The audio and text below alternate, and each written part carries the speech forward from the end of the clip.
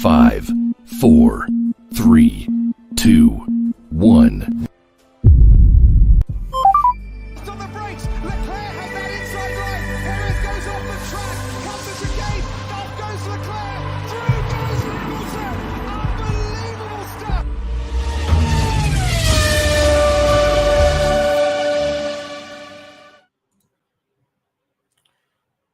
There you go. That's the weekend wrapped up. Canadian Grand Prix in the toilet. Finished. Gone. What did we have this weekend? Jacques Villeneuve spitting facts, saying Daniel Ricciardo can't come Formula One anymore. He believes his personality, that's the reason why he's still there, not because of his driving. He said, why is he still here? He hasn't beaten anybody. When's the last time he beaten anyone? He beaten a 17-year-old Max Verstappen for half of the season in 2017. He beat a Vettel what was already burnt out. That was the first thing that came out of his mouth this weekend when asked, what do you think about Daniel Ricciardo? So the weekend got up to a good start because I believe that should give Jacques Villeneuve, a job. He should be the main commentator at Sky Sports F1. They should sack Lazenby and bring in Villeneuve. It doesn't matter how much it costs, give him a job because he speaks facts. Then let's move on to the weekend. We got Lewis Hamilton. Lewis Hamilton having a brilliant weekend. Brilliant weekend.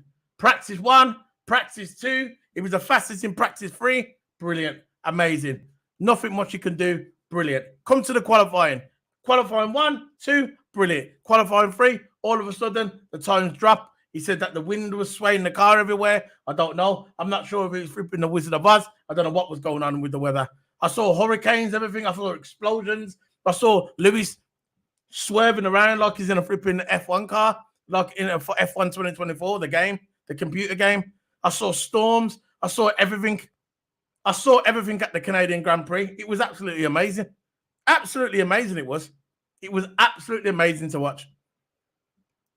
Then let's move on to the race. Max Verstappen. The reason why he won, let's face it, guys.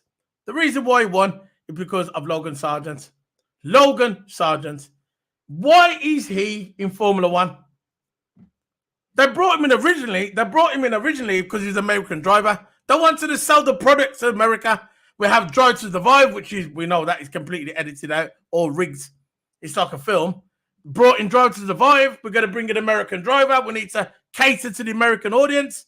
We need to bring in a guy. We need to bring in an American driver. Let's bring in Logan Sargent. What happens? He goes to Williams. What happens? He crashes the car after car after car after the car. Team principal's got no respect for Logan Sargent. The team principal come out in the press today and said, our main target is Carlos Sainz. Carlos Sainz, we need someone to go alongside Albon. Albon crashes the car in Australia. What did they go and do? They take Logan Sargent's car off him and say, you were racing this weekend. You ain't good enough, pal. We're going to give your car to Albon. But Logan Sargent is still in Formula One and Mick Schumacher's not. Very interesting. Also, we had Ralf Schumacher. I'm not the biggest fan of Ralf Schumacher. Never the biggest fan. He's always got something to say about Lewis Hamilton in the press. But this time I agree with him. He come out in the papers today. You know what he says? I ain't working with Gunther Steiner anymore. Why not? Why are you not working with Gunther Steiner? You know why? Because my nephew, Mick Schumacher, should be in Formula One. And the way he got rid of Mick Schumacher when Mick Schumacher was at Haas, he didn't like it. So them two was arguing or something like that. That's what they said in the press. And now Mick Schumacher Ralf Schumacher refuses to work with Gunther Steiner. And I agree with him. And I don't ever agree with Ralf Schumacher, but on this one, I do agree. How many times did Roman Grosjean crash the car with Haas? And he got a chance after chance after chance. He didn't just crash it in one car and one race. At least 8 races in one season for the past 3 years. Roman Grosjean crashed the car. And what happened? He still got a chance. He got a chance after chance. Mick Schumacher crashed the car a couple of times in his rookie season, by the way. In his rookie season, the name Schumacher, what did it do? They get rid of him. Gunther Steiner said, no, I don't want him. I want my mates back. I want my mates back in the team. I want Kevin Magnussen, which is, let's face it, very good driver, but he's not exactly clean. And we're going to bring in our aging Nico Hülkenberg. I don't know what to say. And the reason why, and I understand the reason why they're in where they are now. Mick Schumacher, for me, should have still been in Formula One. Still should have been in Formula One, but again, he's not in Formula One. There's one way into Formula One. If you listen to me, this is the way back into Formula One for Mick Schumacher. Get Logan Sargent and say, look, go back to America, go race in circles, go ahead, go and do your thing. Bring back Mick Schumacher. He could replace Logan Sargent before Silverstone. It's been done before in the past where drivers hasn't worked out and they've cut the driver and they've brought in another driver. Why not? Give Mick Schumacher a chance. Give Mick Schumacher a chance in the car for the remaining part of the season before they bring Sainz in next season. That's what I would do. I'm surprised Toto probably ain't doing that backstage, trying to negotiate with Dane Bowers. That's his mate, former team principal, former head engineer at Mercedes, now running Williams. Why don't they do that? Bring Schumacher back to Formula One. But it is what it is. Look, we've got to talk about what happened today. We all know that Mick Schumacher, now we all know that Max Verstappen won this race because of Logan Sargent, because of the safety car. Lando Norris, this race was wrapped up. What happened? Safety car come out. Logan Sargent crashed. Same way Nicholas Latifi crashed the car in Abu Dhabi 2021. What cost Lewis Hamilton the world title? But for me, he won the world title, but costing the result at the end. That's exactly what happened today. So I'm going to bring in my coach, who's my partner in crime, Toto Abba. There you go. Enough of that. I just had to that rant because we had to do a video before and it went wrong, and I had to stop the stream. Now I'm angry. Let's go. Yeah, feeling all right, feeling good. Like always, down every single video.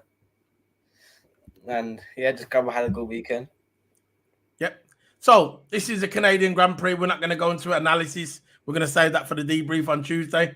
We're just going to gloss over the race, pinpoint the highlights of the race. And for me, I think the highlight of the weekend was Jacques Villeneuve. The way he spoke about Ricciardo, spitting facts. For me, that was the best part of the weekend. Please bring back Jacques Villeneuve again. Please bring him back into Formula One. Get rid of Lazenby. Exit Lazenby out of Formula One. Give Lazenby his P45 and bring in Villeneuve to replace him. Imagine Villeneuve and Ted on the commentary. That is gold. Comedy gold as well. Comedy gold. Go for it. Yeah, man. Look, I think about the race. The race was all right, man. It was all good. It weren't all good. It was amazing. If I was going to rate the race out of 10, 9 out of 10. The reason why I never rated 10 because Max won the race. That's just some of the procedure, really. But look, overall, I like the battles. I like the strategy. I like the safety cars that came out. Bring some entertainment to the race. We haven't had that in ages. We haven't had that since Monaco. We haven't had that since in ages, man. Because all these races, let's face it, has been paint dry. Feel like I'm watching paint dry. But the Canada Grand Prix, one of the best circuits on the weekend. One of my favourite circuits. Probably one of my top 10 circuits of all time. Just general circuits in general. But yeah, look, my highlights of this race was Defo, the Max and Lando battle. What a battle between those two. Nice and scrappy. It was an absolute amazing battle. Especially Lando coming out the pit lane on the wettest line, then Max going to the inside because he had the driest line. But Lando still caught up, man. But of course, when that Red Bull's in clear air, even though they don't pull away as much as they used to, we don't want to get that Red Bull in clear air if no one's battling him. But he didn't pull away that much, did he? Back in the day, right, when he used to get in clear air, Max Verstappen used to pull away about 10 seconds. That was about 10 seconds. That was a norm. But now it ain't happening now. Now they're sticking with him, which is I'm glad about. But before we start talking about the video, we're going to dedicate the video to Alan Hansen. He's critically ill in hospital at the moment. Don't know all the details.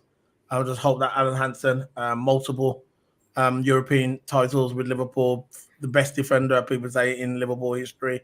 Brilliant captain, brilliant man. And we dedicate the video to Alan Hansen, LFC.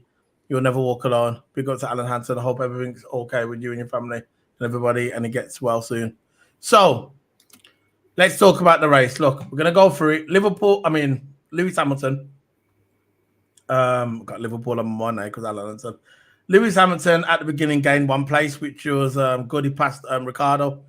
But for me, man, come on, I'm not going to go over the entire race, but Kevin Magnussen starting on the wet tires when everyone was on the intermediate. That was pure genius. What do you think of that, bro? Yeah, I think going on the medium tires, there was a lot of strategy involved in this race. And what I think about it, I think the decent strategy, decent. It was of course decent strategy, but this whole race was just a mix up of tires, really. From the start of the race, starting on Inters, Haas having the best strategy at the beginning of the race, best beginning Haas could get. But the middle game weren't really that well in that race. But at the beginning, Haas had a strong outcome. Messed up Magnussen in the pits, though. No, absolutely messed up Magnussen in the pits. After all that work he done. I know, he was an absolute... Didn't the game about 6 places in 2 laps? Yeah, it was absolutely amazing. They gained 9 places. 9 places. Yeah, there you go. And, 9. Even though he lost time since, the Inters were probably more quicker because the rain started to fall down a bit more. Started to clear up a bit more. But look, Magnussen did all that work just for hard, just to mess up in that pit. I don't know what they were doing. 9 seconds in the pit lane. I'm like, the team should be determined to make the fastest pit stop possible. Let's just try Magnussen to get out there and go bag some points. I don't think he bagged any points today, but Magnussen had an absolutely amazing drive. And all that work, man. For nothing. Again, it's like I saw him when he come into the pitch, and I just saw the team, and they looked so casual. They look so casual. There's, he's coming to the team now. We're going to put the tyres on there. There you go. Like at some local garage or something, you're doing your MOT and they're changing your tyres on the MOT. And they're just there putting on your tyres, checking everything. That's what they look like. They didn't look like a Formula 1 team, who's in the pit, a professional Formula 1 team, a pit hunt, like a world-class pit team. They look like they worked at the local garage. Right, doing the MOT test. Yeah. And all that work that he done on the wet tyres, all that work and all them people that he passed, and he came in the pit at the right time, It was the right time when he came in the pits. And what did they go and do? They don't kill him in the pits. So all that time that he made, all that stuff, all them people that he passed meant nothing. Just meant nothing. But that's what Haas is like. They're used to failure, innit? They don't win nothing. They don't win nothing. They ain't won nothing since they've been in Formula 1. Magnussen got one pole that one time when it was raining, when he went out on the hard tyres and he got the pole in, then it started to rain and nobody could get a fast lap in. So that was luck anyway. That's the only thing they've done. When Gunther Steiner was there, it was more of a personality. Gunther Steiner for the cameras, for Drive to Survive. I think he was eyeing up that kind of job. And because he's doing press now. He's doing he's working for the American press at Formula 1 races. And I think he wanted out of the team long time ago, Gunther Steiner. I think he tapped out ages ago and he was eyeing up another career anyway. This is why he was doing that thing on as soon as Gunther Steiner started to blow up on Drive to Survive. And I think he realised, I can go this way now. I don't want to be team principal anymore. It's too stressful. I want an easier job. But what about the Daniel Ricciardo start? Do you think that was a false start? Personally, I don't think it was. Oh no! I saw perfectly that when the lights went out, he creeped a bit, but went over the line. But he went at the right time. Remember, not the right time.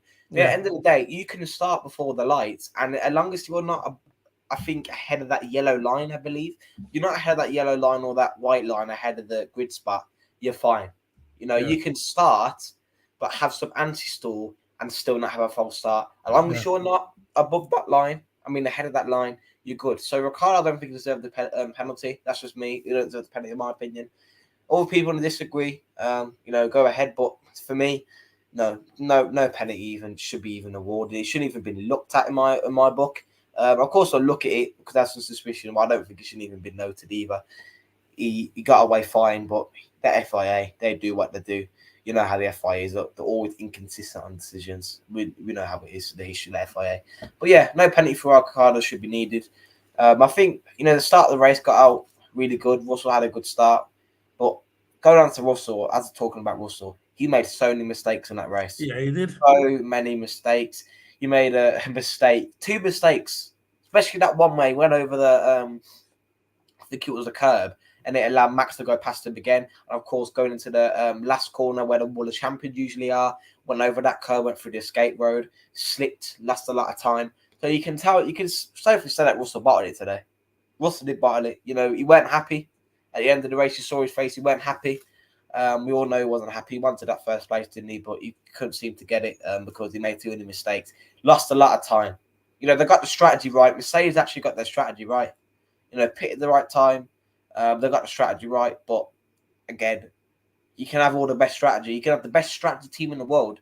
But if your drivers keep on making mistakes like that, right? And Russell's been there for quite some time, you know, and he's a seasoned vet and he has no excuses to make the mistakes. He's been there for so long now, coming from the Williams team to the Mercedes team. He's been there for some time and he still can't nail down the mistakes, you know, and that's going to be bad. Mercedes could have come away for some good points. You know, Russell could have won the race. Of course, Lando could have probably been in contention as well, but if he went for that, Russell could have won the Russell could have won the race, but his mistakes cost him. Lando could have won the race, but he got screwed by the safety car. That's a fact. Very simple. Russell could have done it, but it's his mistakes. But Lando should have done it because it was a safety car. And yeah, I agree. I think Russell being at Mercedes for so long now, them little mistakes are still creeping in. Remember they used to happen with Leclerc a lot, but I think Leclerc's ironed them out a little bit. But it is what it is. Look, let's face the fact. Yeah, let's just face the fact. They was never going to let Russell finish behind Lewis Hamilton. Never. This is why they put Russell on them tyres. And what was it? He had the soft tyres and Hamilton had the hard on it. No, but at the end of the race, I think. Yeah, it was the hard. Hamilton had the hard tyres. Hamilton had them. Hamilton. Lap 44. Hamilton had the medium tyres on. Yeah. And Russell lap 46 put the hard tyres on. And I believe if Hamilton would have the hard tyres in, plus Russell made a mistake as well. That's why Lewis passed Russell in the first place. You know, towards the end because he made that mistake on the grass. When it was him and Piastri in it, and I think if Lewis would have had the hard tyres on, I believe he would have had enough grip in them corners to keep Russell behind him. You could see when Russell was chasing Hamilton how faster Russell looked in that car, because when he got to them slow speed medium corners, he was gaining so much time on Lewis, so much time, and because he had that much grip in the corners, when he got to the DRS zone, he just passed Lewis. It was just easy to pass at the finish. But yeah, in my opinion, I couldn't see Mercedes seeing Russell lose this to Lewis Hamilton. Russell's their guy. Lewis Hamilton's halfway out the door. We know how it goes in Formula One. I'm not criticizing Mercedes. This is the way Formula One has always been. When you got one driver leaving, when you get one driver leaving, this is what happens. Yeah, and for me, as you're talking about Hamilton, I think they're screwing with that engine. I don't know about that. I'm going for that concept because that race, especially the practice sessions, had a good weekend. Qualifying 1 and 2 had an absolute amazing top Q2. He top Q2, so that Mercedes has pace, right? But as soon as it comes to Q3, Mercedes mess with his engine. Because you know what they can do on the computers, yeah? All these F1 cars are run by computers. If they've got a problem with the engine, they can easily just look with the computer and fix the engine just from it remotely. Yeah. So now I think Mercedes is purposely messing with the engine. In that race today, how come magically he lost 2 seconds on Piastri? Magically lost 2 seconds. I know, and before maybe it was the tyres though, bro. No, but look, he was gaining 5 tenths. I know. But he was gaining 5 tenths every single lap on Piastri. But all of a sudden, this one lap, he lost about 2 seconds. 2 seconds, that's unreal. Of course, if you've got bad tyres, of course, you could be losing 10th and 10th every single lap. But he lost 2 seconds on Piastri. He was up to him. It was close. It was getting closer and closer every single lap. But then 2 seconds dropped. Now, I think Mercedes is screwing them over. You all know why he's screwing them over? Because he's left. Just answer my own question. But personally, I think Mercedes is screwing Hamilton over. Simple as that. Because how can you go from Q1, Q2, top in Q2, getting, top 5 in Q1, having an absolute amazing practice sessions, going from Q3 getting 7th, and after the race losing 2 seconds on Piastri in about 1 or 2 laps. Yeah. That, for me, they're screwing Mercedes. They're screwing Hamilton. They know Hamilton can get further, but I don't want him to finish in front of Russell. Because what's the point of Hamilton finishing in front of Russell when he's going this season? He's that outgoing driver now. So I think he has got the new wing. because Mercedes hasn't been improving. Hamilton and Russell has been improving out there on track. Yeah. But they can do anything to Hamilton's engine. They can do whatever they want. They could not just not tell Hamilton. They could easily keep their mouth shut and just mess with the engine while it's out there on track. He is getting screwed. He is getting screwed, in my opinion. I'm sticking with that. You know, Hamilton got screwed today. I'm going with that because the strategy he did was amazing. Mercedes got the strategy right for him, even though he should have probably got on the hard tyres towards Just the the end. wrong tyres, I think. Yeah, like It was the wrong tyres what cost him. I think the power on the straight, even though there was no DRS, I saw the power difference between Hamilton and Russell. I saw that power. I'm not on about DRS now. I'm on about where there was just without the DRS zones, there was just normal racing, going through the corners, right? Russell's power was on a different level compared to Hamilton's. I think Hamilton, for me, was good around the corners, of course. As soon as it got to those straights or the fast spins, how much time Russell catches up was unbelievable. It is what it is. Look, we're never going to know what really happened. We know how it goes with Formula One. It's like an outgoing patient, outgoing driver. He's going.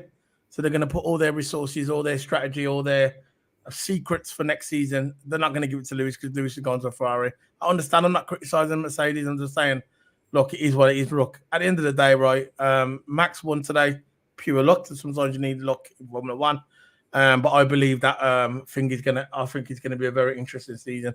It's shame for Ferrari today that they couldn't. They got no points because remember Leclerc is the closest one to Red Bull. So when Ferrari went out, that was happy days for Red Bull.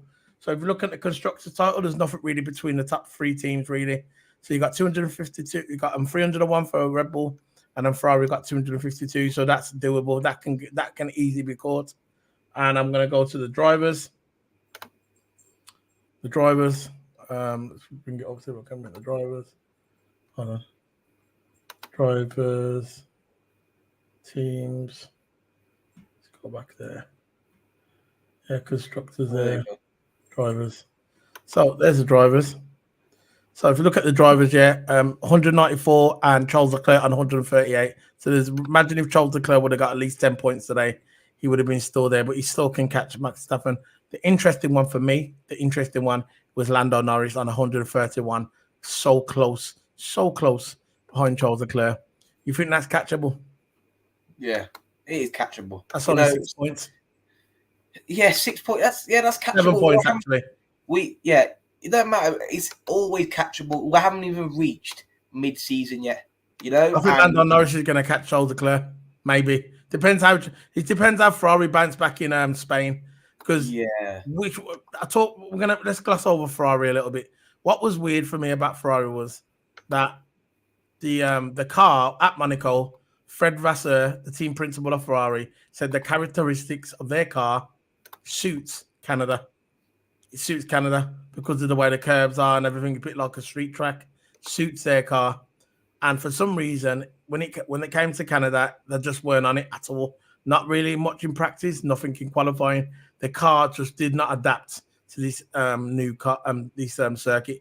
Maybe it's got something to do with the new surface because they got a new surface on Canada, and it's a very weird one because Jacques Villeneuve said he never saw a track where it's wet and it gets dry so fast. And they said because it's a new surface, not a lot of the drivers, actually none of the drivers know anything about the surface, and maybe that's what caught them out. Maybe that's what caught out Ferrari, the new surface. Maybe that's what it was. The new surface caught him out because they've never driven it before. Yeah, look, with Ferrari, sorry for my answer a bit delayed because I'm just, having a delay with audio. But I think with Ferrari, I just do not know I hope this is a one-time thing. I hope this is not a thing where it carries on to the race after another. Because I do not want Max to run away with the title. I don't think he's not going to run away with the title. Nowhere near. He's not going to run away with the title. But I don't want him to run away with points. Because when you're first place in the championship, what you are focused on is the one behind you, which is Charles Leclerc. I want Leclerc to be in the championship as well. I want as many drivers as possible to put under pressure. I want to put Max under pressure. Leclerc, Norris, Sainz, I think Piastri is in for this title. Perez, I don't know about him because, he's I don't know what Red Bulls do. I think there's only 3 drivers in this title, in my opinion, at the moment. I think it's Max Verstappen, Charles Leclerc, Lando Norris, and that's it, really. I think they're the ones that are going to go for it. I don't think Oscar Piastri's in it. George Russell's got no chance from really. I think it's between Max Verstappen, Charles Leclerc, Lando Norris. Yeah, look, onto the Ferrari thing. I don't know what was going on with him because I think this is the kind of track that don't really suit the car. Like practice sessions, Leclerc got 3rd in practice 1, 4th in practice 2, and then 10th in practice 3, which is usually practice 2 and practice 3, which matters the most, really. Practice 3 usually matters the most because some driver needs to finish off their maybe the quality times or the race pace. Yeah. Leclerc's qualifying pace and race pace throughout them practice sessions were terrible. 10th in practice 3, absolutely terrible. It's not like they were sandbagging either. You can't say they were sandbagging. They had an absolute terrible weekend. Qualifying in practice 2, both going out in the race, both going out, having engine problems. I remember Leclerc in that race, when he was in the pit lane, he stopped for about 5 seconds trying to change settings on his wheel to make the engine work again. Engine stopped while in the pit lane, then Leclerc had to, mess with the settings on his wheel to get the engine working again. Gambled on the hards, didn't pay out. They should have stopped the car ages ago. It was a wrap in it. There was no point. Then they could have saved the engine, because we know how it goes with the engine. When you say engine, if you allocate too many engines, you get the engine penalties. They should have just saved it. But it's a shame they lost a lot of points. Ferrari today, 2 drivers out, no points. A lot of drivers. See, the thing about the constructors is still close, and the drivers as well. They're all still close, but it's a shame that they didn't get no points today. But I think Ferrari will rectify that at Spain. I think they've got to make a decision, right? The Ferrari have to make a decision. Charles Leclerc, they have to put everything. If they want to win the world title, just like Lando Norris, Charles Leclerc, Lando Norris want to win the world title, their respective teams need to just concentrate on them. They need to tell the second drivers, which is Oscar Piastri, look, Oscar Piastri, you must support Lando Norris for this title. Because all what's going to happen is if they keep fighting among each other, they're just taking points off each other. And then Max will win the title again. So what they need to do, they need to facilitate their teammate. Oscar Piastri needs to facilitate Lando Norris, and Carlos Sainz needs to facilitate Charles Leclerc. At the end of the day, Carlos Sainz is leaving. He's in the same predicament as Lewis Hamilton. He's on the way out. So if Ferrari should be doing this anyway, Carlos Sainz should be assisting Charles Leclerc anyway. Look at the points. If this is the best chance they've got of winning the title, McLaren or Ferrari, this is their best chance. And they don't want to mess it up by fighting among each other like a bunch of petulant school children. They need to get it sorted. And that's all I got to say, man. If you got anything to say, we can talk about it. Because I want to talk more about it in debrief. That's what debrief is about. That will be on Tuesday. But you got anything to say, Toto, before we head I'd say before we go off, I'm going to say if I'm going to rate the weekend out of 10, I'm going to rate it at 9. I think it's a really good weekend. I don't rate it 10 because Max won the race, the standard procedure. But yeah, the weekend was really good. Good racing out there, good battles, good a three-way battle between Piastri, Russell, and all that. Good battle between Lando and Max. The battles out there were amazing. So yeah, happy with that. That's it, man. That's what it's all about. Is smash the like button as well before we leave. Remember, guys, smash the likes and subscribes. Thanks for the support. Remember, guys, smash the like button. We need your support to like the channel. I know we're probably getting most of the views on Twitter, probably on your X as well, probably most of them on your X. Please come over to the YouTube channel, Keep It Sports, and smash the like button because we need to get this video out. We need the views and we need the likes. We put a lot of work into this channel, and when it would like just get just a free like. That's all it is, just a like. See you later, guys. Before we go, we're going to say goodbye to our mascot. And our mascot is Kurgan. Kurgan, where's our mascot? There you go. Kurgan says goodbye as well. There's Kurgan. So, probably not a lot of people know who he is. Anyway, see you later, guys. Big up to everybody. See you later, Toto. See you tomorrow. We're going to be talking about, I think we've got a football video tomorrow. Actually, we'll do the debrief, but I think Tuesday we've got the football. There's some news about Liverpool that we need to talk about as well. So that'll be what would that be? That'll be Anyway, we'll do it anyway. So big ups everybody. Smash the like button. See you later, guys. Boom. 5, 4, 3, 2, 1.